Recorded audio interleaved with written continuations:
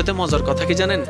কোনো বান্দা যদি নিজে থেকে চায় আমি পরিবর্তন হব, সে ছেলে হোক কিংবা মেয়ে হোক, সে যদি অন্তর থেকে সে যদি এতটুক চায় আমি পরিবর্তন হব, আল্লাহ পাকও তাকে পরিবর্তন হওয়ার জন্য সাহায্য করেন। সুবহানাল্লাহ। কত বেনামাজ এখন নামাজি হয়েছে জানেন? সুবহানাল্লাহ।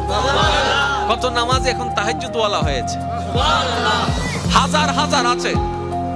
এক সময় নেশা করতো এমন ছেলে এখন 5 ওয়াক্ত নামাজি হয়েছে, এমনও আছে। সুইসাইড করতে গিয়ে ফেরত এসেছে। এক সময় যে কথার আগে হাত তুলতো সে এখন গালি শুনলো মুস্কি হাসি দেয়।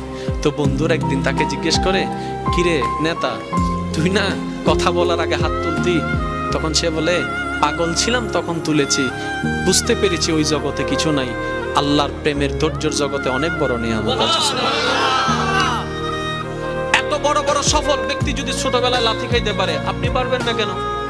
আর সবার কথা বাদ দেন, ও নবী, আপনি শুধু একবার বলতেন জিবরাইল উল্টাই দিত, আপনি বললেন না কেন?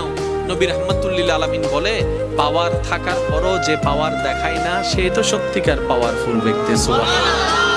যার হাতে কিছু নাইতে হবে দেখ, চিনস না এখন এই আর নাম জানোস না, আর বা ফোন চিনস না, যার তো নাইতে হবে।